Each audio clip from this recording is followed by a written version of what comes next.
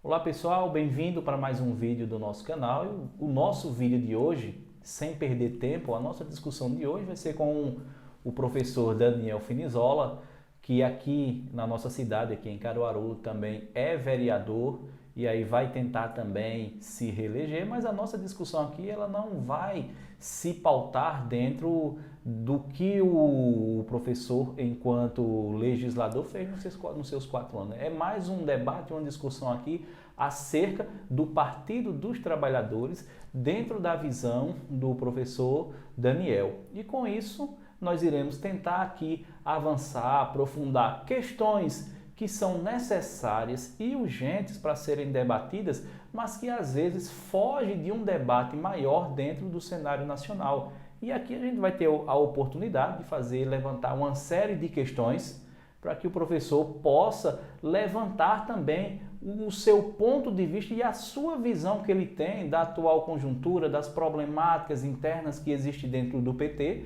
para que a gente possa trazer elementos para uma reflexão. Aqui a gente não vai estar construindo nenhuma verdade, mas sim trazendo possibilidades para que a gente possa pensar melhor a política brasileira e dentro desse ponto, a partir de um partido político, um partido que tem uma significância muito grande ainda no país, mas no país, não só no país, né, Daniel? Tem uma influência muito grande aqui na América, né? Se não no mundo, para a gente tentar entender tudo isso aí, a partir da visão de alguém que está de dentro. E com isso, já dou as boas-vindas ao professor Daniel e já deixo a primeira provocação para que ele comece a se posicionar. Não se preocupe com questão de tempo, se essa minha provocação levar 1 hora para que você possa dissertar, pode ficar também à vontade. Então, Daniel, dentro de todo esse processo que nós estamos vivendo hoje no Brasil, especificamente dentro do PT, ainda há uma resistência da tal chamada, pregada e desejada autocrítica? Fique à vontade.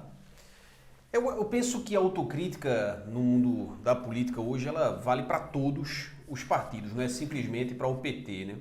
Cobra-se muito autocrítica do PT e é curioso, por exemplo, como algumas pessoas cobram autocrítica do PT, mas ao mesmo tempo pessoas que se colocam como pessoas de esquerda, aí seguem para o PSDB. Eu queria saber se essas pessoas também, né, se colocam na condição de autocrítica, né, mediante a posição que você toma de dizer que é de esquerda o tempo todo e de repente você está filiado a um partido que é de direita ou que você está defendendo um projeto de alguém que construiu ou de alguém que se colocou na história da política nacional sempre à direita. Então a autocrítica ela vale para todos os partidos mediante a necessidade que a gente tem de fazer reformas estruturais, por exemplo, no que a gente chamaria da reforma política, né, mais aprofundada. Eu acho que, por exemplo, dentro daquilo que eu diria que seria uma autocrítica necessária ao PT, é o fato, por exemplo, do PT, né, pecou, por exemplo, em não fazer a reforma tributária, pecou em não fazer, por exemplo, a regulamentação da mídia, né, pecou, por exemplo, em você não fazer uma reforma agrária, né, mais aprofundada, porque o que acontece? É muito difícil você pensar que vai ter democratização política, né, ou uma democracia mais efetiva se eu não tenho uma democratização da riqueza. Eu preciso democratizar a riqueza no país. Então, com o sistema tributário, por exemplo, de cobrança de imposto e da forma como é no Brasil, dificilmente você consegue fazer essa democratização da riqueza. Né? Com a concentração de terra que eu tenho no país, dificilmente eu consigo fazer essa democratização da riqueza. E aí isso interfere diretamente num bom funcionamento da democracia, no bom funcionamento do processo de formação política, das pessoas participarem efetivamente da política. Hoje a gente vive um momento, sabe, Alberes, que as pessoas têm um descrédito muito grande na política, no político, nos partidos. Houve uma construção para que se chegasse a isso. Essa construção, em alguns momentos, ela é uma narrativa, e essa narrativa tem interesse, né? Então, se a gente for aqui estudar as narrativas, como é que elas são construídas, há interesse nessas narrativas, e outro, de fato, foram falhas, né? Foram falhas dos partidos, e aí eu quero colocar aqui os partidos como um todo, né? E a gente entender que todos os partidos no país deram devidas contribuições em determinados momentos históricos, mas é inegável, né? Os dados comprovam isso, né? Se você for analisar historicamente, o PT é o partido que passou mais tempo no poder desde o processo da redemocratização. O PT é o partido que avançou em aspectos que nós estávamos absolutamente paralisados há anos, e aqui eu posso citar, por exemplo, né, programas sociais, inclusão, né? Você retirar o Brasil do mapa da fome, o avanço, por exemplo, na educação. Então, tudo isso foram projetos, né? E é preciso dizer isso, que foi confirmado, né? Houve uma consistência e caminhou com a decisão política dos governos do Partido dos Trabalhadores e das Trabalhadoras. Eu acho que dentro de um debate progressista, se algum partido, grupo político tentar debater com o PT dentro daquilo que eu chamo de guerra de planilha, não tem ninguém que consiga, nenhum partido político, desde o período da redemocratização, que dentro dessa guerra de planilha possa superar o PT, né? Dos 8 anos de Lula, os 4 e mais 2 de Dilma. Não tem. Então, isso aí é um ponto que acho que não se discute. Ninguém, dentro da redemocratização, nem sequer se aproximou, né, diante dos avanços que o PT colocou. Isso se a gente analisar isoladamente. Um outro ponto que eu coloco aqui, Daniel, para que a gente converse, né, a gente vai amadurecendo esse nosso debate durante todo esse percurso. Diante da experiência que foi o PT no início da década de 80, com a sua proposta de nascimento, congregando trabalhadores de diversos segmentos sociais, e se a gente pega o PT do século XXI, o PT de 2020, Daniel, esse intervalo de tempo aí, quais foram as principais mudanças que houveram do PT que causou uma mentalidade que pudesse pôr em xeque aquela essência do nascimento do PT ali na década de 80. E é claro, se a gente pode fazer essa análise, né? Porque é um percurso gigantesco, mas eu acho que se faz necessário a gente pensar, entender o PT na sua essência, na sua origem e o PT hoje. O que mudou? O PT, vamos colocar o PT na sua essência, o PT no seu início ali, né? É um partido que surge das comunidades eclesiásticas de base, é um partido que surge dos movimentos sindicais e é um partido que surge dos movimentos estudantis, né? Então, digamos assim, tem esse tripé aí, né, que conduziu o PT a ser o PT que é hoje. O fato é que o Brasil, né, que a gente tinha lá do começo do PT, né, dos anos 80, o Brasil quando Lula assumiu e o Brasil que Lula deixou, é um Brasil totalmente diferente. Consequentemente, há uma necessidade também do PT fazer a leitura, né, do cenário social que a gente tem hoje. Então muita gente fala assim, o PT saiu das bases, o PT, e eu concordo, né? A gente tinha uma relação muito forte de formação política, né? E não é uma formação de doutrinação, mas é uma formação no intuito de chamar as pessoas para refletir sobre os problemas sociais que nós temos. E junto com as pessoas, conversando com as pessoas, dialogando com essa base, encontrar quais são as soluções para a gente superar os problemas que temos. Ora, é na cidade que estão as pessoas. As pessoas moram nas cidades, as pessoas vivem nas cidades, a grande maioria das pessoas, né? Então, como é que a gente conversa com essas pessoas, seja do campo, né? Ou seja do centro urbano, né? Como é que a gente conversa com essas pessoas e como é que a gente identifica esses problemas e encaminha junto com as pessoas? Isso é uma matemática que eu considero até simples, sabe? Ora, se eu escuto mais, a tendência é que eu erre menos. Então, se eu erro menos, a tendência é que eu dê mais eficiência ao uso do dinheiro público e, consequentemente, traz mais benefício para a sociedade. Isso eu compreendo isso como uma matemática muito fácil. E o PT comprovou que isso dá resultado.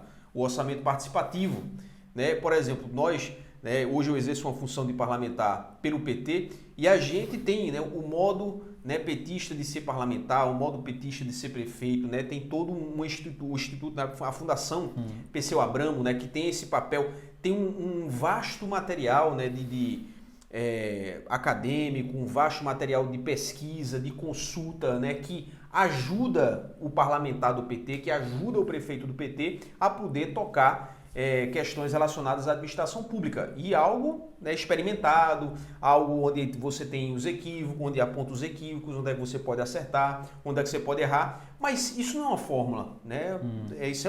São experiências que nos ajudam, como a produção da ciência de modo geral. São experiências que nos ajudam, mas é importante a gente ter sempre essa atualização. E aí o PT se afastou, né? A gente está comentando aqui, a coisa de você ficar longe das bases, sem dúvida, trouxe uma consequência para o PT, né? O PT governo, e à medida que você vai virando o PT governo, né, você acaba de alguma forma se afastando ali daquilo que muita gente considera que é a essência do PT. Mas eu considero também que o PT persiste com essa essência. Eu considero também que o PT é o maior partido de esquerda da América Latina e considero também que não há nenhum projeto do campo progressista nesse país que possa ser discutido sem que o PT esteja no centro dessa discussão.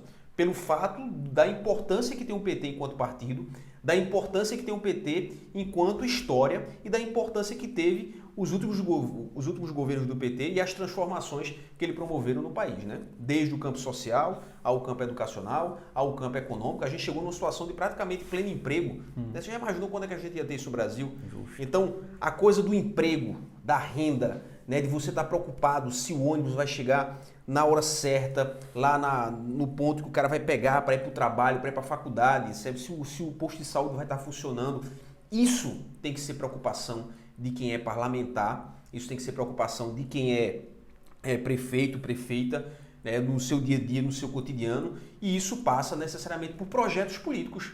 Porque a forma, o método, né, o caminho que você vai fazer para poder administrar as coisas, para que elas sejam, né, para que o ônibus pare lá, para que o posto de saúde funcione, para que a educação funcione, essas coisas elas passam necessariamente por projetos políticos.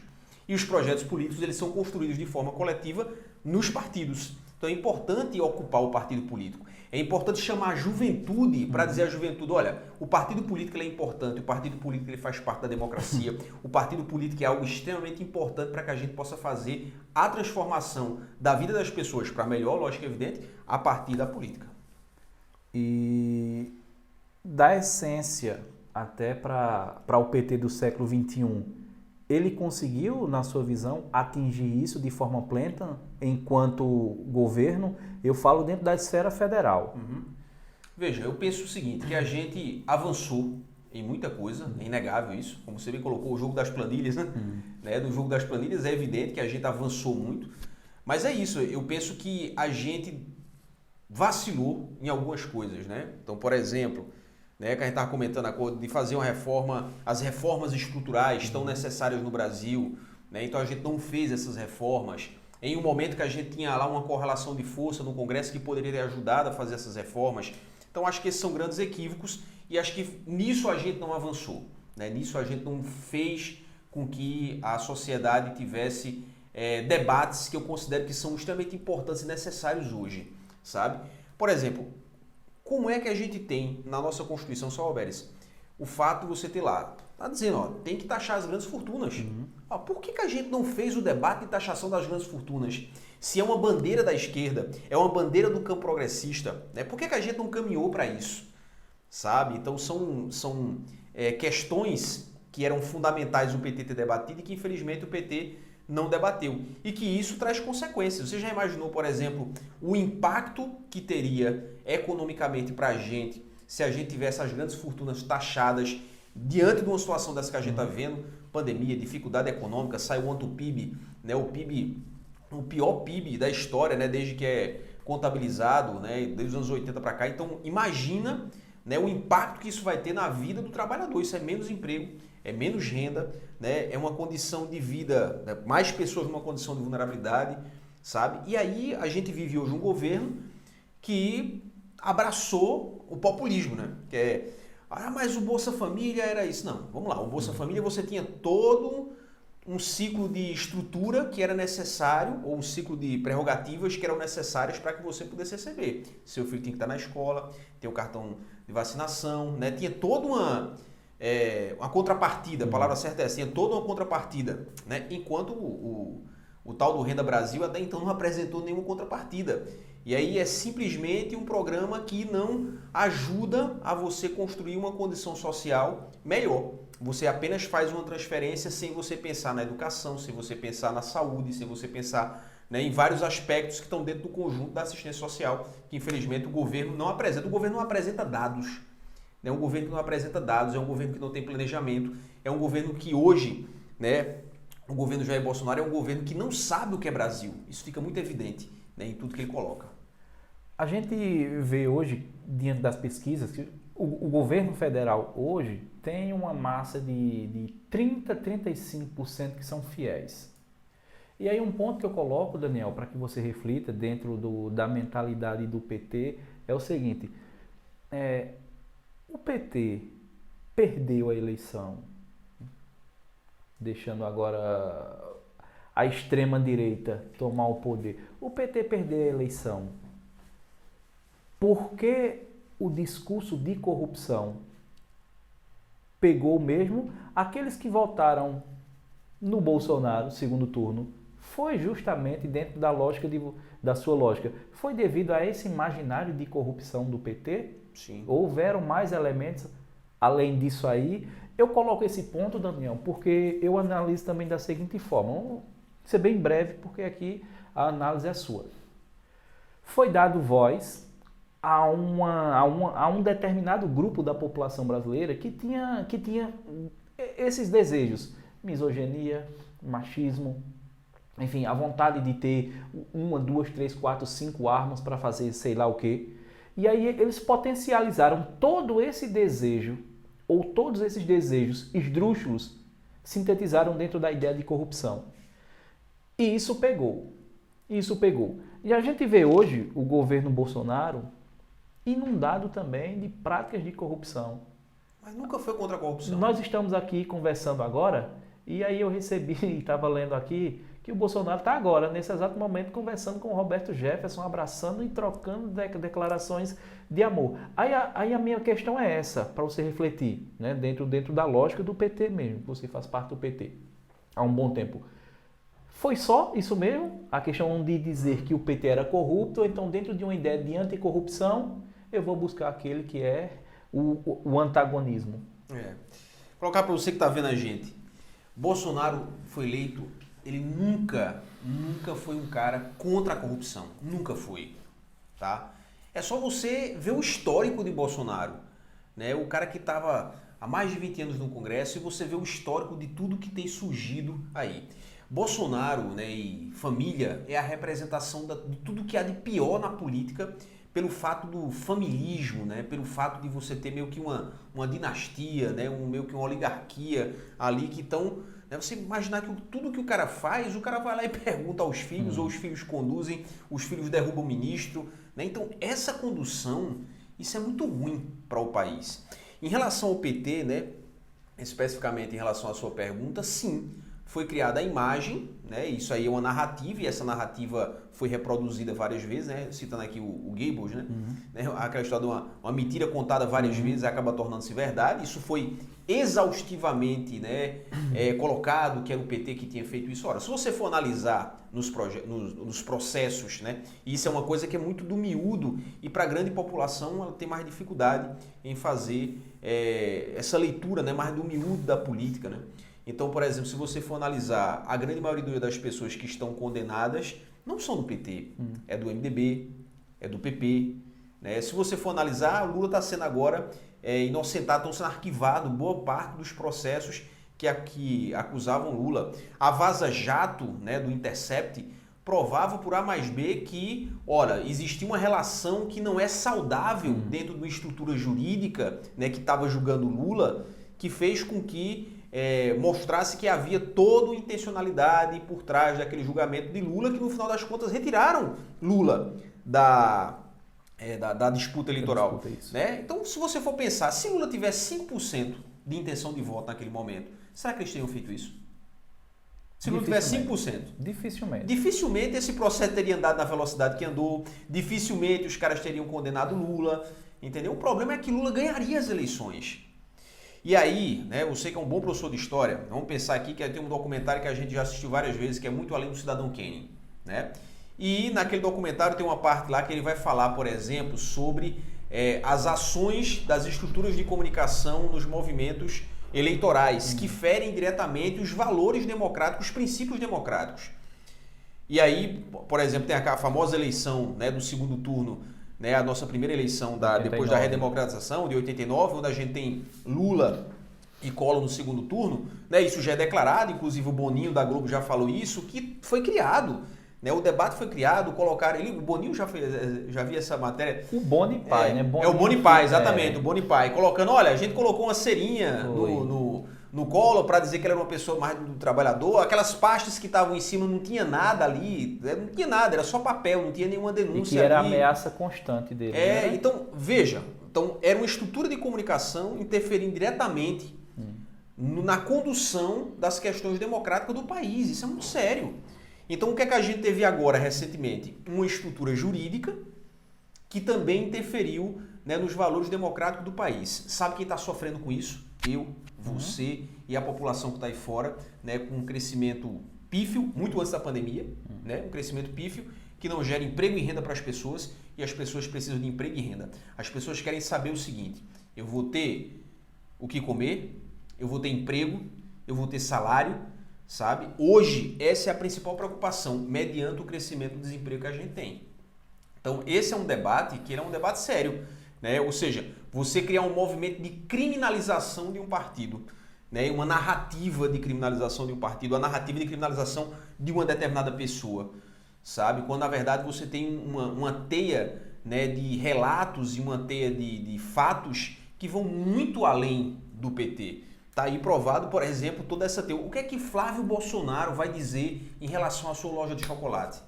Né? Por que as pessoas nesse momento não estão nas ruas, por exemplo, né, diante dessa situação que é cada vez mais gritante? Cadê? Né? Por que R$89 mil foi depositado na conta da senhora Michele Bolsonaro? Alguém explica isso, Bolsonaro explica isso.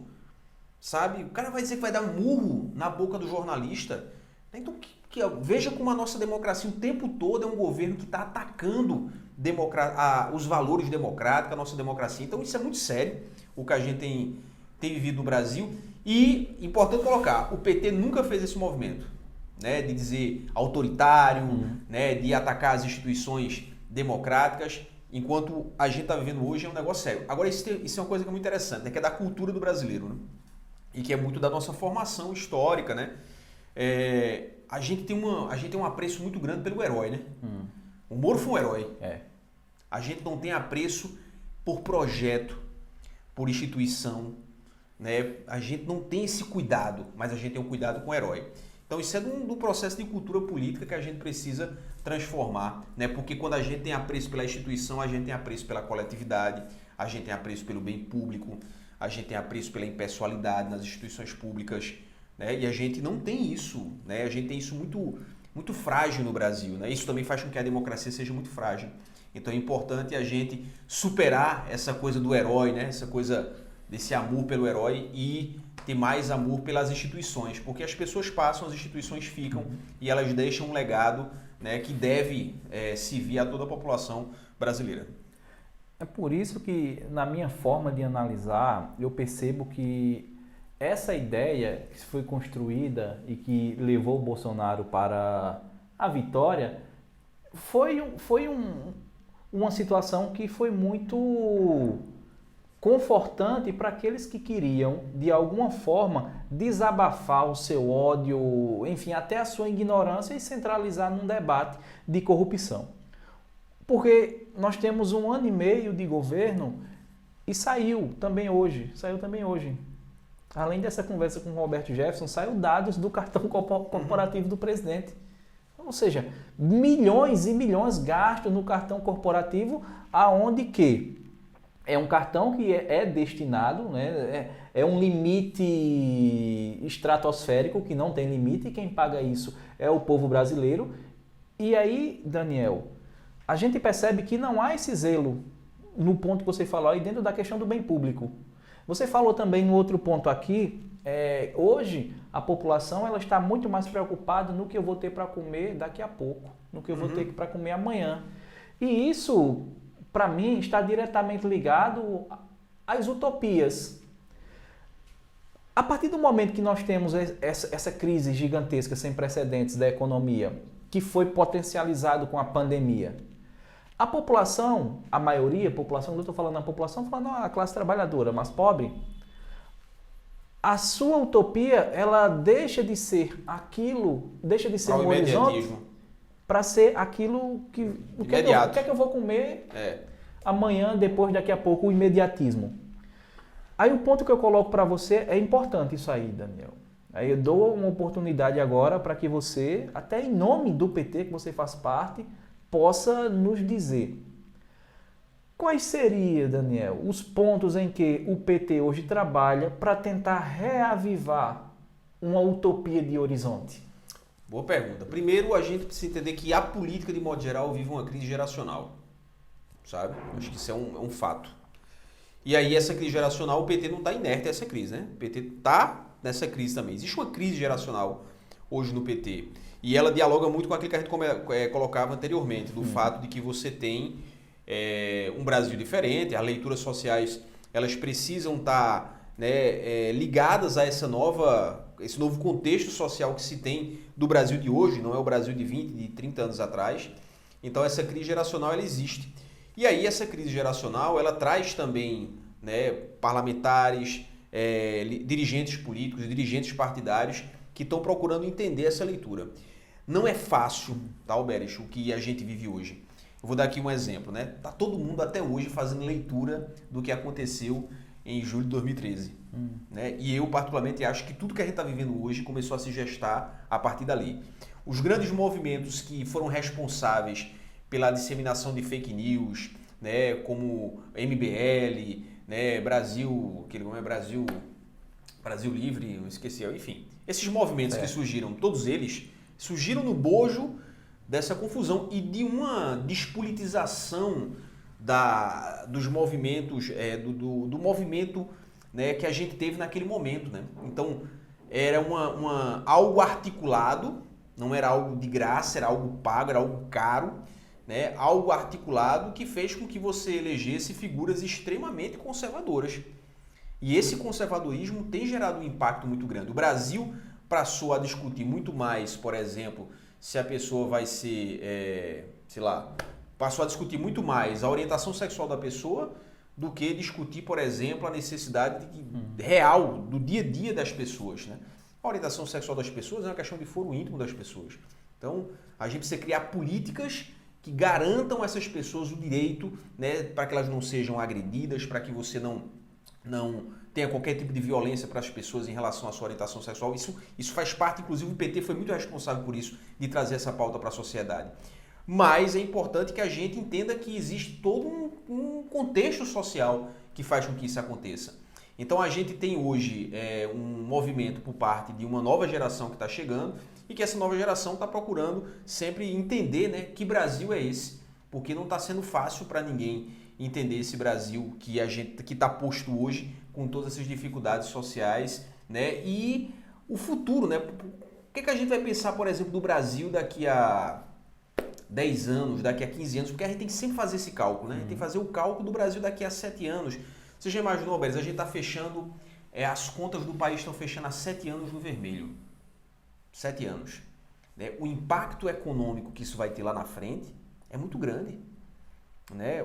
Quais são as consequências sociais disso? Quais são as consequências econômicas disso?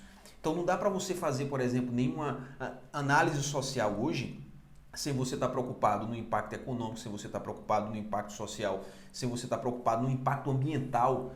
Esse é um grande debate que a gente precisa fazer, que é o impacto ambiental de todas as decisões políticas. Né? Esse é um debate super contemporâneo na Europa, é um debate super contemporâneo, né, em locais que eu diria assim, que estão numa relação, né, de política, digamos assim, numa condição mais civilizada, né, do debate político, digamos assim.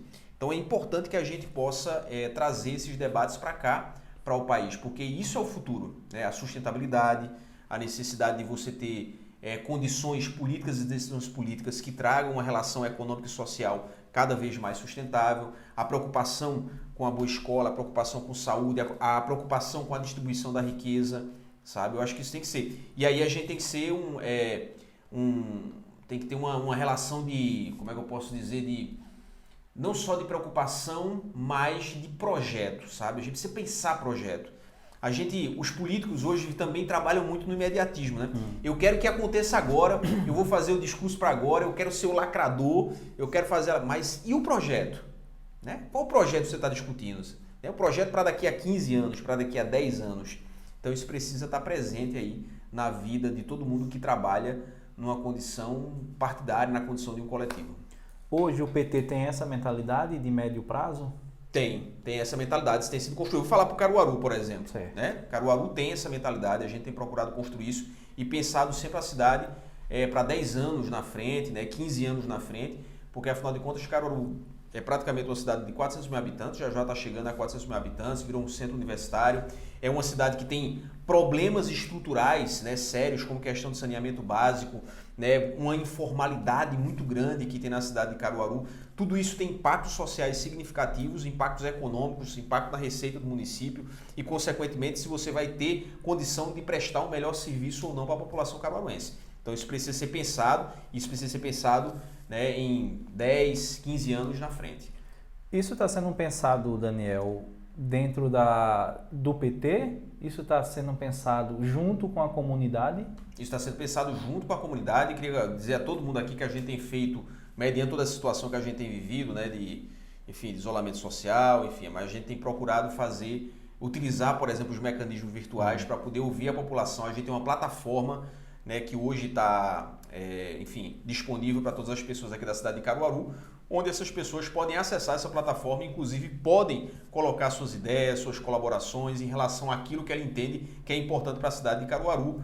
Tá? Então, a gente queria aqui convidar todo mundo que possa acessar a plataforma, né, do PT Caruaru, para que a gente possa ouvir você e participar de todas as lives que a gente está fazendo. Inclusive, já, né, a gente vai ter uma live que eu vou estar participando, inclusive a gente vai estar discutindo justamente participação social, participação popular.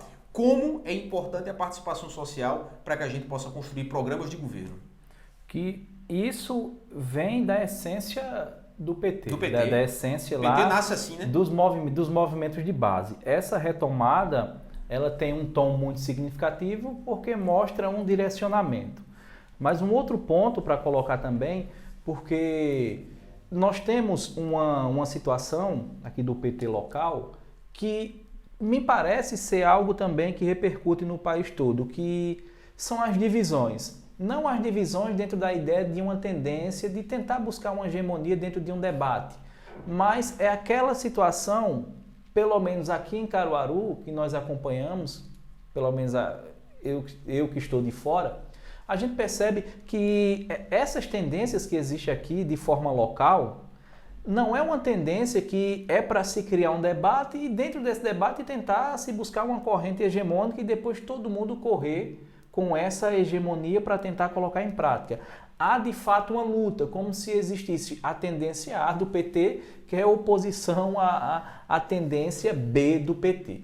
Aí a minha pergunta é a seguinte: essa estrutura aqui em Caruaru, ela faz referência e ela é uma repercussão do PT em esfera nacional, Daniel? Não a questão das tendências, mas a luta de uma tendência querer sempre se sobrepor à outra, e quando a sua linha, o seu pensamento, o seu projeto, ele não é colocado em voga, o seu candidato, uma tendência se torna eternamente oposição à outra. Isso que acontece em Caruaru, isso é uma tendência do PT nacional também?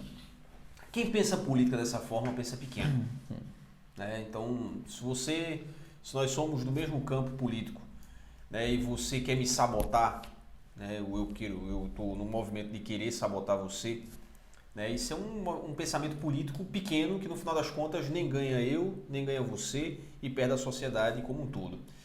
O PT originalmente ele é formado por várias tendências, mas essas tendências elas acabam na hora que você tem o fim do PED, né, que é o processo de eleição que a gente tem internamente, que ela acontece normalmente de 4 em 4 anos. Quando você tem o PED, você termina, então a tendência é que elas se unifiquem em torno de um projeto. Quem não faz isso, eu penso que essa pessoa, né, não está preocupada com o partido, e além de não estar preocupada com o partido, não está preocupada com o projeto, e muito menos está preocupado com a sociedade. Né? Porque se eu estou para fazer política, e a minha intenção de fazer política é apresentar, colaborar, contribuir para que eu tenha um projeto político que possa melhorar a vida das pessoas, não é brigando com você, se você é do meu partido, que eu vou resolver isso. Não é. Né? Então a gente tem que fortalecer, tem que chamar junto, ó, isso aqui podia ser melhor, isso aqui, que é o que a gente faz, né, quando a gente quer crescer, quando a gente quer evoluir, quando a gente quer construir, né, quando a gente chama o outro para poder dizer isso. Então, eu particularmente procuro não entrar nesse tipo de discussão, porque a minha preocupação é: a escola vai funcionar bem, o posto de saúde vai funcionar bem, A gente tem um projeto político que... a gente está construindo um projeto político que tem por objetivo distribuir riqueza, sabe? Distribuir renda. Essa é a minha preocupação. Essa é meu grande... E aí, lógico, é evidente, internamente dentro do PT, a gente tem várias tendências e a gente discute. Mas a gente deve discutir internamente e que essa discussão ela deve gerar uma síntese que deve apresentar algo bom para a sociedade. Essa é a minha grande preocupação. E toda e qualquer pessoa que faz um movimento de fazer uma crítica vazia ou uma crítica infundada, seja do PT ou fora do PT, a gente ouve, né, entende, procura entender a crítica, procura absorver aquilo que é de bom da crítica, né, porque as críticas, tem críticas que são positivas, tem críticas que não colaboram em muita coisa, e a gente procura tocar. Eu não tenho as respostas para tudo na política, Claro. Ninguém tem, né, essas respostas, então é por isso que é muito bom a gente ouvir as pessoas para poder aprender. Política é um espaço, sabe, Alberes, que é ótimo para você aprender. Eu aprendi e tenho aprendido muito, né, fazendo política, seja partidária ou seja a política do dia a dia, que é aquela que a gente faz quando a gente sai para conversar com as pessoas para poder entender a situação que tem acontecido na cidade. Veja só, hoje, acontecendo um grande absurdo, nós que somos professores de história, acontecendo um grande absurdo com a memória e a história da nossa cidade. A gente tem uma cidade que teve muito pouca preocupação com a sua memória arquitetônica, diga-se de passagem, né? Você tem praticamente os prédios mais históricos da cidade, eles vieram abaixo, restam poucos, e a gente tem um lugar que é extremamente significativo na cidade de Caruaru, que é o Alto do Moura. E a Casa Museu Mestre Vitalino está caindo. Acabei de receber várias fotos, né? Está caindo. E isso é uma coisa que tem um relato de janeiro desse ano, dizendo que era urgente fazer as devidas requalificações, e não foi feito. E aí um patrimônio histórico importantíssimo na nossa cidade vai cair. Mas quando for agora na eleição, vai aparecer um monte de gente dizendo porque Caruaru é a terra do Mestre Vitalino, é a terra do barro, é a terra da arte do barro, mas a gente não soube cuidar daquilo que é a nossa referência, né, afetiva, a nossa memória em relação a isso que caracteriza tão bem Caruaru. O Alto Moura, localmente, nós conhecemos, mas falar no Alto Moura também é falar no Brasil como um todo, na perspectiva cultural do Brasil como um todo. Então, como esse tipo de rede social, YouTube, alcança o Brasil todo, então quando a gente cita o Alto Moura, o Brasil todo conhece, já ouviu falar. E assim, o relato dado aqui por Daniel, eu lamento muito, né? Porque sempre aqui na nossa cidade, políticos de A a Z sempre constroem um discurso que enaltece o Alto Moura, tem que ser valorizado, enfim. E aí, quando a gente percebe um relato como esse, a gente vê que o discurso, por muitas vezes, ele se distancia muito da prática. Mas com certeza, daqui para novembro vão resolver esse problema. O curioso é o seguinte, vão resolver. As pessoas confundem política cultural com evento. E o que a gente tem em Caruaru é uma política de eventos. A gente não tem em Caruaru uma política cultural, uma política de preservação do patrimônio histórico da cidade. Né? Então, o resultado é quando eu não tenho essa política, você vai perdendo a história da cidade. Né? E Caruaru é uma cidade que tem uma história, né, e personalidades, pessoas que são riquíssimas naquilo que deixaram para a gente enquanto legado histórico. Seja os compositores, seja os poetas, seja a turma do cinema. Aí a gente fica numa coisa de que Caruaru é a terra do forró, ou que Caruaru é a terra do barro, e que de fato é, né? Tem uma expressão muito grande disso, mas Caruaru tem uma galera muito massa fazendo cinema, tem uma galera massa fazendo literatura, tem uma galera massa fazendo fotografia. Caruaru tem prêmio Molière no teatro, sabe? Então, tudo isso faz parte da diversidade cultural dessa cidade, e esse patrimônio precisa ser preservado. Se você for no memorial da cidade, o memorial da cidade está lá, perdido, né? Acho que há 2, 3 anos atrás eu fazia, por exemplo, a observação da necessidade de trocar as lâmpadas, né? Porque você tinha boa parte das lâmpadas do memorial queimadas. E até hoje você tem dificuldade, né, em aspectos tão simples, né, tão essenciais, tão elementares. Você ter a condição da linguagem braille, sabe, para você dar acessibilidade às pessoas. Então, coisas que são elementares, né? Não é nada demais, é coisa elementar. Isso a gente não tem essa preocupação. Não existe política cultural na cidade. O que nós temos é política de evento e, infelizmente, isso é uma coisa que se arrasta faz um bom tempo e traz um prejuízo enorme para a classe artística da cidade de Caruaru e para todos aqueles que são preocupados, né, que têm uma preocupação muito grande com a memória da nossa cidade. É triste. 2 perguntas aqui com resposta bem objetiva mesmo, certo. se der. O PT Caruaru vai ter candidato a prefeito? Nós temos um pré-candidato a prefeito, o professor Marcelo Rodrigues é o nosso pré-candidato a prefeito, né, pelo PT na cidade de Caruaru. Em Recife, Marília vai para o pleito? A nossa companheira Marília Reis vai para o pleito, a nossa pré-candidata, decidida pelo PT Nacional, está encaminhando aí para ser a próxima prefeita da cidade do Recife. E na sua análise, o PT para 2022, protagonista diante do que o PT sempre construiu, o PT vai ser protagonista. Mas o protagonismo que eu coloco é dentro de ter, de fato, vai brigar, vai lutar para ter um representante na majoritária. Claro, tem que brigar. Mas o PT também pode ceder em nome de um projeto maior. Eu acho que tem muita, como o dito popular, tem muita água para passar por Justo. debaixo dessa ponte. A gente tem, né, mais de 2 anos ainda para a gente chegar ao pleito de 2022. Mas o que eu quero colocar aqui é que não dá para você discutir um projeto de país, né, dentro do campo progressista sem você colocar o PT na mesa, sem você colocar o PT no centro pela importância do que é o Partido dos Trabalhadores e das Trabalhadoras na história do Brasil, né, na história recente do Brasil. Então eu espero que a gente consiga encontrar convergências, porque eu acho que existem muitas convergências, e que a gente construa uma chapa extremamente competitiva para a gente tirar esse atraso que tem tocado a administração pública no nosso país, que é o governo do senhor Jair Messias Bolsonaro, né, que veio aí para tirar, né, muita coisa que é importante demais na história recente do país, né, a visão que o Brasil, né, tem construído fora, né, com todo esse desmando de Bolsonaro, com essa falta de preocupação com o meio ambiente, com a forma, é um cara que não consegue entender o que é ser presidente, né, quais são as colocações, né, a forma que você deve se importar, inclusive, na condição de presidente. Então é trágico o governo do Messias Bolsonaro, e ele está, de certa forma, copiando de uma forma bem piorada, né, diga-se de passagem, muito dos programas sociais que durante toda a campanha dele ele criticou. Né? Eis aí você, não é Minha Casa Minha Vida, vai ser Casa Verde e Amarelo, não é Bolsa Família, vai ser Renda Brasil. Né? Só que você está aumentando o valor e piorando, né, as contrapartidas que os programas exigiam antes, que essas contrapartidas tenham um impacto social muito grande.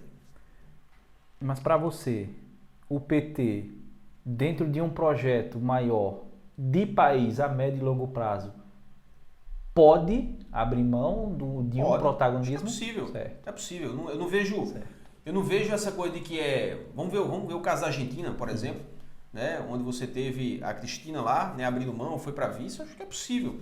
Agora, isso é um projeto que vai ser construído, né? Isso é um debate que vai ser construído. Eu acho que não é algo que vai se resolver agora. Como eu falei, tem muita água para passar por debaixo dessa ponte, mas acredito que é possível, sim. Eu acho que o PT tem um grande quadro, que é o Fernando Haddad. As pessoas, né, às vezes cobram que o Haddad tem um carisma como o de Lula, né? Impossível. Né? O Lula é um cara, a política, né, a sociologia, a história, né, fala que figuras como Lula demoram aí aproximadamente 50 anos para poder aparecer, né? Então o Lula é uma exceção, né, muito acima da média, né, em se tratando de política, né? E o Haddad nunca vai ter aquele carisma de Lula, mas sem dúvida é um cara extremamente preparado para ser presidente do Brasil. E a gente, né, eu, por exemplo, defendo, né, que a gente tenha de novo aí a candidatura do professor Haddad. Flávio Dino, agrega? Agrega. Flávio Dino é um grande quadro, agrega sim.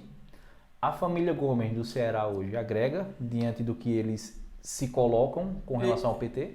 Eles deviam brigar menos, né? Deviam ser menos ranzinza, né? Eu acho assim, o Ciro Gomes e Cia, né, podia ser menos ranzinza, né? Eu acho que existe um sentimento de muito, como é que eu posso dizer, a palavra certa enfim, a turma raivosa, né? Tem uma certa rancor, acho que é isso a palavra certa, tem um rancor ali muito grande, e esse rancor às vezes faz com que ele faça política muito com fígado. E aí é muito ruim quando a gente faz política só com fígado, porque quando faz política com fígado, a gente acaba esquecendo do que de fato interessa e acaba atacando o que não deve ser atacado. Marília, confirmando a sua pré-candidatura para a candidatura, isso pode gerar não assim um medo, mas isso pode gerar um contragosto muito grande com o Paulo Câmara, isso pode afetar 2022? Pode gerar, mas enfim, a gente não vai abrir mão de uma prefeita, né, de uma pré-candidata competitiva, né, em uma cidade que o PT já administrou, diga-se de passagem, com sucesso, nos governos de João Paulo. Então a gente vai fazer esse movimento de fazer essa disputa e apresentar para a cidade do Recife um projeto petista. Isso é extremamente importante para o PT. E o PT nacional tem isso extremamente confirmado. Eu estava lá quando aconteceu o Congresso Nacional do PT, né? E na hora que aconteceu, quando terminou o Congresso Nacional do PT, a nossa presidenta Gleisi Hoffmann levantou a mão de Marília e disse na hora, nossa pré-candidata a prefeita pela cidade do Recife. Veja, isso estava sendo debatido lá em outubro do ano passado. Então veja como está sendo consolidado dentro do PT, né? Pronto, ok. Daniel, vou convidar aqui aqueles que ainda não são inscritos ainda no canal, que se inscrevam, que acompanhem os nossos debates, porque a perspectiva desse canal é de fato trazer esses debates que tragam elementos para a gente refletir, que tragam de fato conteúdo, fugindo do sensacionalismo, tentando colocar pontos que mexam mesmo com a população para que ela reflita. E esses pontos, eles são colocados assim por pessoas como você e como outros que já passaram aqui também no canal e a partir também das minhas análises. Então, a gente vai encerrar agora, mas eu vou deixar o último ponto aqui, uma pergunta, você constrói ela, a sua resposta e já emenda as considerações finais também. Então, dentro do cenário político que nós temos hoje, temos uma ascensão eu acho que não é nem conservadorismo, Daniel. Eu acho que essa turma já entrou para o grupo dos reacionários. Porque você debater com um conservador, isso é salutar. Constrói, todo debate constrói. Agora, você debater com um reacionário é muito complicado. E é o que nós temos hoje no governo, né? Uma lógica, um pensamento muito reacionário. Então, dentro dessa lógica reacionária que permeou o Brasil, que se mantém na casa de apoio fiel, 30% a 35%, o que esperar do PT em combate a esse tipo de política, de postura que nós temos hoje reacionária? E aí você constrói essa reflexão e já entra nas suas considerações finais para a gente finalizar. O que esperar do PT? Diálogo com a população, aproximação com a população, aproximação com a periferia, aproximação com o trabalhador e com a trabalhadora caruaruense, pernambucana, brasileira. É isso que a gente precisa, o PT precisa fazer. É isso que o PT precisa, é abrir, né, os braços para poder cada vez mais dialogar com a população. Então acho que esse é o caminho, essa é a essência do PT, foi assim que o PT chegou ao poder e foi assim que o PT fez um governo extremamente transformador na história do país. E dizer para todo mundo que é um prazer, tá, Albert, estar aqui.